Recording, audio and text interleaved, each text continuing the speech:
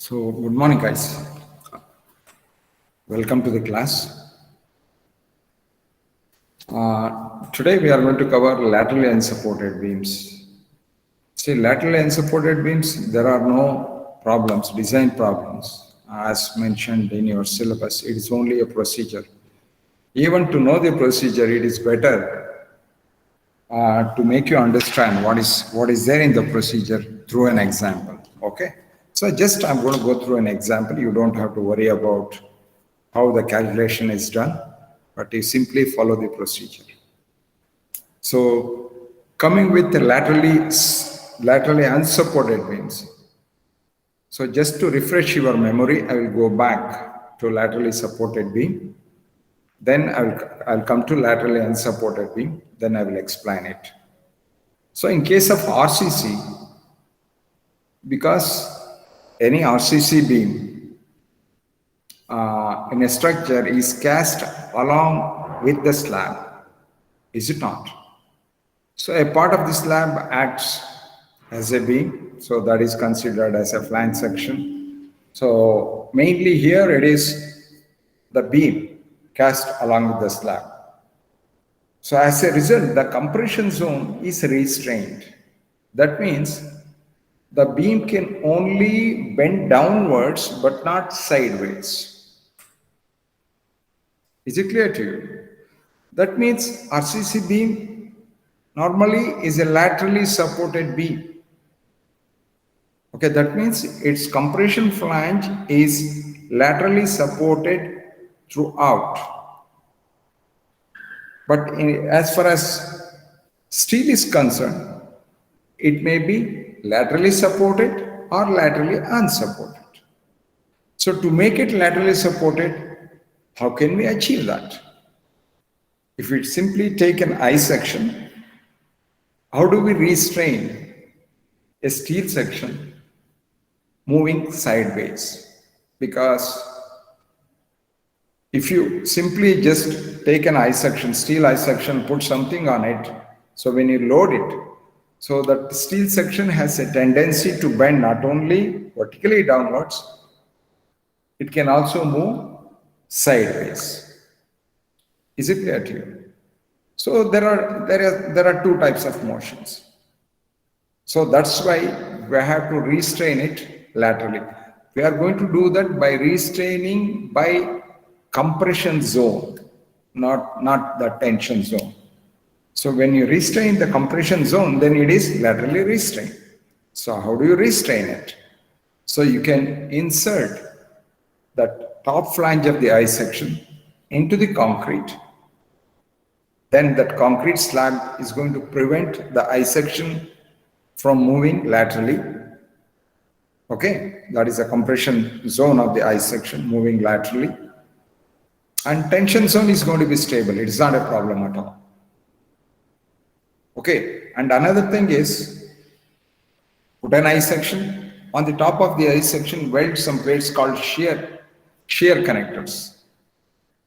Okay, you can put some studs, vertical studs, or you can weld some angles over which you are going to cast by putting concrete.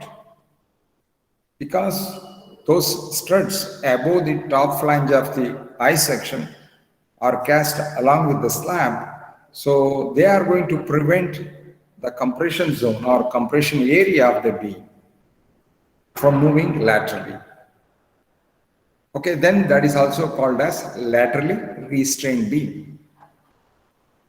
And another thing the code specifies is, if the frictional resistance or the frictional force develop between the top of the flange and the bottom of the floor is 2.5%, at least 2.5% of the compression force in the compression zone of the I section, then we can say that beam is laterally restrained. So whenever a beam is laterally restrained, the code says yield stress governs the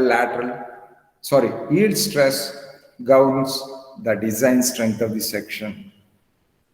What it means is, if you take, again, when it comes to this section classification, mainly we have 4 types.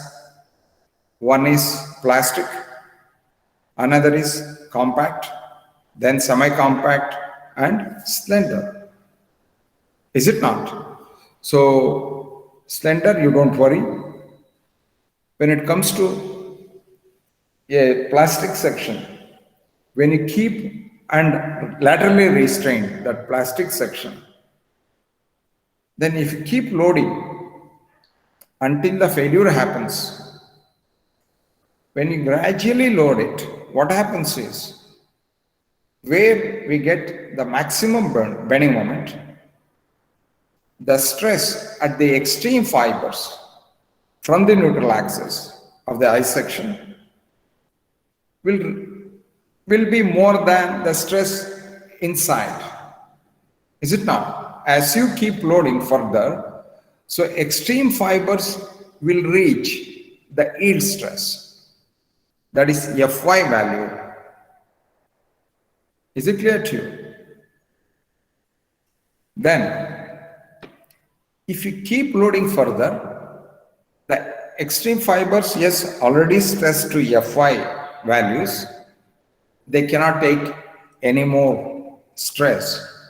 So internal fibers of the I section start gaining this one, start taking the stress, and internal stresses of the internal fibers which were less than Fy value are going to achieve Fy value. Okay, once all the fibers have achieved Fy value, that means the entire section, if you take that section where we have the maximum bending moment, all the fibers in that section are subjected to or have reached Fy value, that is the yield stress of the material. Of course, forgetting about this one, strain hardening part. Okay, or we ignore strain hardening part. Okay, so once the entire section is stressed, then the section cannot take any load, okay, or any stress. As a result, what happens is, if the section is plastic, then a plastic hinge is formed, okay, as a result of Fy reaching all the fibers where we have the maximum bending moment. Once that is done, okay, if the section is, say for example, whatever the section you have selected is plastic, then it will have unlimited rotational capacity. That means the plastic hinge is going to move. That means the beam just collapses and just rotates. Just the beam will become like, 2 pieces. At the point of plastic hinge, it simply rotates like a door hinge. Okay. So in case of a compact section, all the fibers have reached Fy value. Okay, there is going to be a plastic hinge formed, but they cannot rotate. Once a plastic hinge is formed, the beam fails, maybe due to lateral twisting, or it will fail and it cannot have the rotation capacity. In case the section you have selected is a semi-compact section, in that case, only the extreme fibers of the section where we have maximum bending moment are going to reach their Fy value, and internal fibers will have the stress less than Fy value. Okay. Afterwards, the section fades. It cannot. It will buckle because it is a semi-compact section. Is it clear to you? So, in case of a laterally supported beam, yield stress of the material, that is Fy value, governs the design. Is it clear to you? Again, I repeat, yield stress of the material governs the design in case of laterally supported beams. I hope this is clear to you. But if a section is not laterally supported, what happens? So the entire section will not reach their yield strength. Instead, if I take an I section, keep loading it without laterally supporting the compression flange, it not only deflects downwards, but also it deflects sideways because compression flange is not laterally restrained. So in this case, extreme fibers normally will not reach their Fy value. Even before reaching the Fy value, the beam fails due to lateral torsional buckling.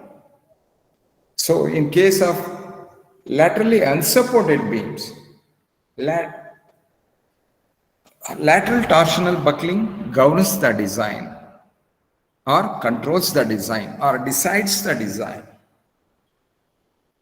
Is it clear to you? So in case of laterally supported beam, it is the stress in the material, that is the yield stress in the material, that decides the design. Whereas in case of laterally unsupported beam, it is the lateral torsional buckling that decides the design. So I explained to you what is lateral torsional buckling. That is nothing but, again, I'm just going to refresh your memory. So you again take that steel section. Okay, again, not laterally supported, not laterally supported. It has freedom to move sideways as well as vertically downwards. So if you keep loading the beam, so it moves down.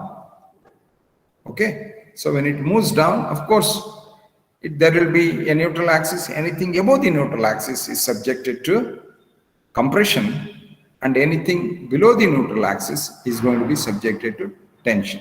So once certain value of the load is reached for that particular section, the section starts not only down and also it starts moving sideways.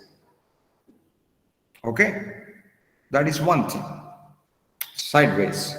That is called lateral buckling. Next, what is torsional buckling? So again, because it has reflected down, so there is going to be compression above the neutral axis, tension below the neutral axis. Is it not? So the compression zone above the neutral axis acts as a column because it is subjected to compression. Is it not? But whereas the tension zone, of course, it will act like a tension member.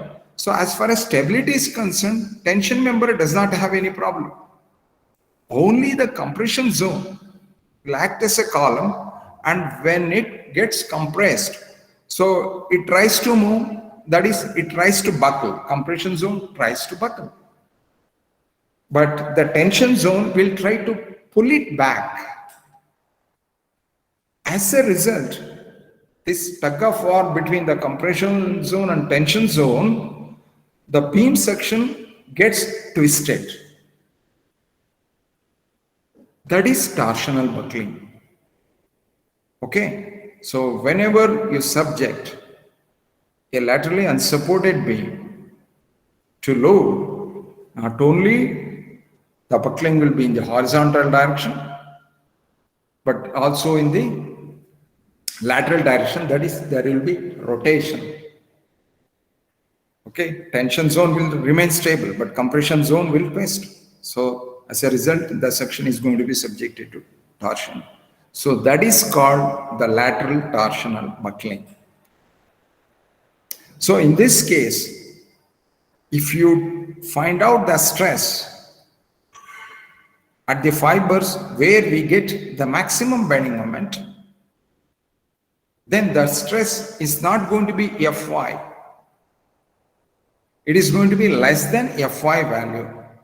So when I say Fy, so we are going to divide that value by another factor called gamma MO. Then we are going to call that as design compressive stress. So once we take up the problem, you'll understand what it is.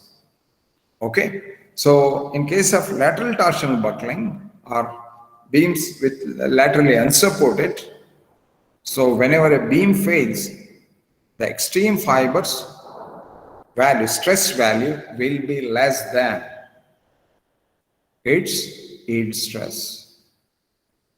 Okay, that means all fibers have not achieved their full strength. Is it clear to you? So, in case of laterally unsupported beam, what controls the design or what decides the design? It is lateral torsional buckling decides the design. Is it clear to you guys? So again, open the code book. Please open the code book. I hope all of you have the code book with you. So open page number 52 and 53. Please open it.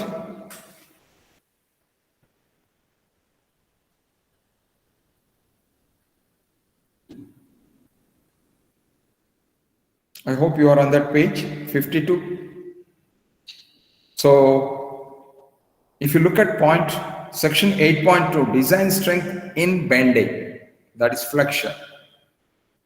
It says that design bending strength of beam adequately supported against lateral torsional buckling, that means the beam is laterally supported, is governed, that is controlled by the yield stress. Okay, full stop. When a beam is not adequately supported against lateral buckling, that is laterally unsupported beams, the design bending strength may be governed by lateral torsional buckling strength. So that's what I explained you just now. Okay.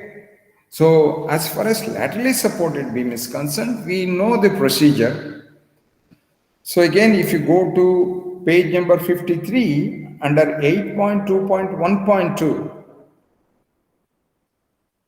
MD equal to beta B ZP Fy divided by gamma MO. Is it not? MD is the design strength of the section or design capacity of the section. Okay. Then ZP, of course, it is a plastic suction modulus. Beta B is a value. We are going to decide what value it is based on whether the section is plastic, compact or semi-compact. As far as Fy divided by gamma MO is concerned, Fy is the yield stress. To arrive at the design value, we are going to divide that value by gamma MO. So Fy divided by gamma MO is the design stress of the material of the beam. Okay, here Fy by gamma MO, here yield stress in the material decides the design. When I say this, it is Fy divided by gamma MO I am talking about. Is it clear to you? So 8.2.1 deals with laterally supported beam. If you go to the next page, that is page number 54, in the first column on the top, it says 8.2.2. It says about laterally unsupported beams. So this is what we are talking about and this is what we are going to discuss now. So in this case, look at the formula. Just below that, there is a formula MD equal to beta B ZP FBD. Do you see that? In the case of laterally supported beam, MD equal to beta B ZP Fy divided by gamma MO. Instead of Fy divided by gamma MO, in this case, it is FBD.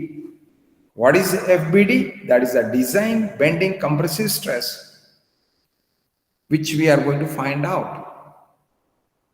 Okay, and this FBD value almost always is less than Fy divided by gamma MO. Fy divided by gamma MO is the design stress obtained from by dividing the yield stress by the partial safety factor of 1.15. In case of this, FBD, because lateral torsional buckling governs the design, should be almost always less than Fy divided by gamma MO. Fy divided by gamma MO. We'll see that. When I take that example, you'll see those values. So if I take Fy divided by gamma MO, for Fy equal to 250 steel, so 250 divided by 1.15 equal to 227 Newton per millimeter square. I repeat, Fy divided by gamma MO value for Fy equal to 250, that is the yield stress of the material, equal to 250 divided by 1.15, that is equal to 0.8. Sorry, that is equal to 227 Newton per millimeter square. So if you observe at the value of FBD as given in the code, so you observe the values, that value will always be less than 227 for Fy equal to 250 steel. Okay, so the painful part in the case of laterally unsupported beam is to find FBD value. See, if you select a section, so you can check whether that section is plastics, compact or semi-compact, is it not? Based on that, you are going to decide what is the value of beta B. Okay, ZP is given in the code book. That is ZP Z. And FBD, you need to find out. For that, you will have to go through a series of steps, series of complicated steps. Okay, so here, when do we go for laterally unsupported beams? So it says the beam is laterally unsupported. Explicitly, if the problem says the beam is laterally unsupported, then you are going to go for the design of laterally unsupported beam. Again, if you go to 8.2.2 on page 54, laterally unsupported beams, it says resistance to lateral torsional buckling need not be checked separately. That is, members may be treated as laterally supported in the following cases. So it is bending is about the minor axis of the section. See, I said if I take an I section, for example, I'm taking this I section as an example. So it not necessarily applies to I section alone. So if I take an I section, if I don't support it laterally, that is the compression zone laterally, then lateral torsional buckling is going to count the design, is going to control or governs the design. If you take the same section and make it bend about its minor axis, what is minor axis? See, there are mainly two axes for the I section. Those are the two axes of symmetry. Is it not? One is ZZ axis, that is horizontal axis, YY axis, that is a vertical axis. So YY axis is the minor axis when compared to ZZ axis because the moment of inertia of this section about the YY axis is less than the moment of inertia of this section about the ZZ axis. Is it not? So that's why we are going to call the ZZ axis as the major axis because of higher moment of inertia, and YY axis as a minor axis. So if you look at this point, bending is about the minor axis. That means if you take the I section and let it rest on its side, means instead of keeping this vertically, okay, keep the beam on the edges, that is only the flanges are touching and the web portion will become horizontal. The court says in that case, you don't, even though it is not laterally restrained, even though the beam is not laterally restrained, if the beam is kept that way, that can be considered as laterally supported beams. Is it clear to you? Because the beam is bending about its minor axis. Is it clear to you? Next point is the section is hollow. If a section is rectangular, hollow rectangular section, or tubular section, or solid bars. In this case also, if a section is not laterally supported, you should consider or you should design that as laterally supported, because it will have that character, it will have that property of lateral resistance. So the beam will not fail due to lateral torsional buckling. For example, as I said, take an I section, just let it sleep on its side. Okay, if you load it, it bends about the minor axis. Because the major axis is stronger than the minor axis, then it is not going to buckle sideways. Such kinds of beams should be treated as laterally supported beams. Okay, even for hollow rectangular section, tubular sections or solid bars, they should be considered as laterally supported beam, even though they are not laterally supported. Means they should be designed as laterally supported beams. That means yield stress of the material governs the design. So again, there is another condition in case of major axis bending. If it bends like, ZZ axis, just like normal section. And when you find out lambda LT, okay, so it is a slenderness ratio value. If you find major axis bending lambda LT is less than 0.4, then you should consider that section as laterally supported. Okay, in case lambda LT is greater than or equal to 0.4, then the section should be treated as laterally unsupported beam. Then you have to follow the following steps given in the code. Is it clear to you? So in the examination, they may ask you, so under what conditions you are going to consider the given section as laterally supported. Of course, laterally supported, if it is embedded, compression flange is embedded in the slab, or if it is laterally supported by giving lateral support for the compression flange, and also if there is friction, those are considered as laterally supported. Even if they are not laterally supported, if it is bending about the minor axis, say I have discussed these 3 points, if these 3 conditions are met, so they are considered as laterally supported beams. So otherwise, it is considered as laterally unsupported beam. Otherwise, I am saying. Okay. So coming to this, as I said, in the design, so here lateral torsional buckling controls the design, is it not? So the painful part in laterally unsupported beam is finding out what is FBD. So I'm going to explain, as I said, the procedure through an example.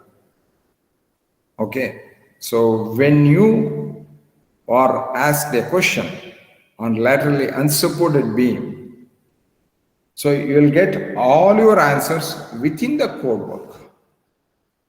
The only thing you need to do is you need to look at the code book and you are supposed to know what points, what formulas are located where. Okay, then you can easily write it.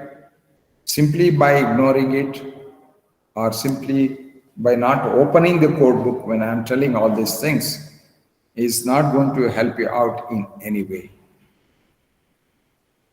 Okay, so just let me explain the procedure of how to design a laterally unsupported beam through an example. Okay, so the problem goes like this. A simply supported beam has an effective span of 5 meter, carrying an UDL of 50 kilonewton per meter. Design the beam considering as unrestrained one, that is laterally unsupported, it is not restrained. So as usual, we are going to find out what are the design loads, if not given already.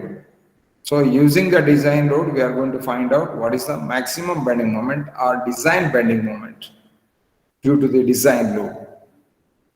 Then we are going to find out what is the required section modulus. So once you find out what is the required section modulus using the formula MD equal to beta B ZP Fy divided by gamma MO, go to the steel table annexure H on page 138. There, according to that ZPZ value given in the table, according to what you got here, you are going to pick up a section. Then once you know the section, we can classify the section. Okay, we can decide whether that section is plastic, semi-compact, compact or semi-compact. Then afterwards, check for bending moment. Check for bending moment is what? This formula you need to make use of. Check for bending moment is MD equal to beta B ZB FBD. So that is the part I am talking about. Check for bending moment. Here you are going to make all those complicated calculations using those complex formulas. Then as far as the shear is concerned, check for shear as usual. So there is no change. Check for deflection has no change. Check for web buckling has no change. Check for web crippling has no change. Only check for bending moment makes the difference. Is it clear to you guys? So you remember I calculated shear first in the previous example. Look here. Okay. Then after checking for shear, I made use of the condition of low shear or high shear to make use of what formula I have to use to check for bending. That is the reason I calculated the shear first. Here, condition of low shear or high shear does not come into picture. Okay, check for bending first, check for shear next. It is not a problem. Okay, if you are checking for shear before bending, that's fine. That is your choice. But the shear value we are not going to make use of in this step, that is check for bending moment step. To check for high or low shear. Again, I repeat, we are not checking for high shear or low shear case in this case. Okay. So let us come here. So 50 kilonewton. It says a simply supported beam has an effective span of 5 meter, carrying an UDL of 50 kilonewton per meter. That means when it says it is UDL of 50 kilonewton per meter, it does not say factor load, it does not say ultimate load, it does not say it is a design load. When nothing is mentioned, that load should be taken as the service load. Okay, service load means to convert that value into the design load, we must multiply this value by the load factor, which is equal to 1.5. So before multiplying this, I am going to assume the self weight of the beam equal to 1 kilonewton per meter. So from now on, even for laterally supported beams, you don't have to go back and revise it. So simply, in all cases, you simply assume self-weight of the beam equal to 1 kilonewton per meter. Just take it. That way you can avoid a repetition of the steps. Okay, once it is assumed, so total service load is going to be 51 kilonewton per meter, and multiply that by the load factor of 1.5. So whatever you get, that is 76.5 kilonewton per meter, is the design load. Okay, so next, once it is done, find out the maximum bending moment for the beam with UDL.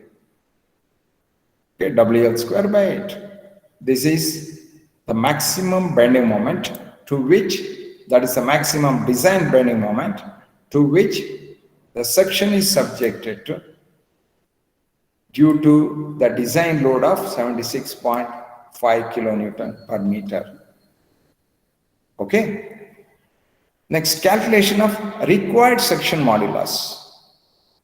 So for a laterally supported beam, this is the formula we are going to make use of, but not for laterally unsupported beam. However, to select a section, that is like selecting a section that is going to be a preliminary design. So we are going to make use of that formula. So this is the formula. This is for laterally supported beam we are going to make use of. By assuming the section to be plastic or compact, then beta B becomes 1. And in place of MD, substitute the value of Mmax, get the value of Zp, that is the value Zp required. Okay, this is Zp required, 1052 centimeter cube. So what we do is, in this case, because the lateral torsional buckling governs the design and the fibers in the section where we get maximum moment are not going to be subjected to the yield stress, it fades well before that. So we have to have a higher section, that is, we have to have the section with Zp value greater than this. See, if you select a section based on Zp equal to 1052 centimeter cube, okay, you will get a section. Because it is laterally unsupported, so the design strength will be very less. Then the section is not going to be adequate. So to account for that, when we take or select a section, we are going to choose a section by increasing the value of Zp. Okay. So just you can increase the value of Zp by 25 to 50%. So here I am increasing the value of Zp to account for lateral torsional buckling. So I am going to get Zp required equal to 1.5 Zp. So this Zp is the value required for a laterally supported beam, and this is the value of Zp required for a laterally unsupported beam, because we are increasing Zp value by 50%. So based on this, we are going to go to Annexure H, page number 138 and 139 of the code book, and we are going to select a section. Here I have selected ISWB 450 at 778.9 Newton per meter. Here the code does not say select an ISMB or that section, this kind of section, HB, WB, no. It simply says select a section, any section. So based on that, what I have done is I have selected this section. Okay. So with ZPZ value equal to 1760.59 centimeter cube. This is greater than the required value of 1578 centimeter cube. Therefore, okay. So this is the preliminary design. Preliminary design is the one wherein we are going to select a section. Okay. So afterwards, it is going to be section properties and its classification. So guys, just I'm going to end this class now, and I'm going to continue tomorrow. The reason is I have another class for the first year students. So in another 5-10 minutes, I have to get ready for that. Okay. Let us end the class. You can drop off. Thank you guys. See you tomorrow.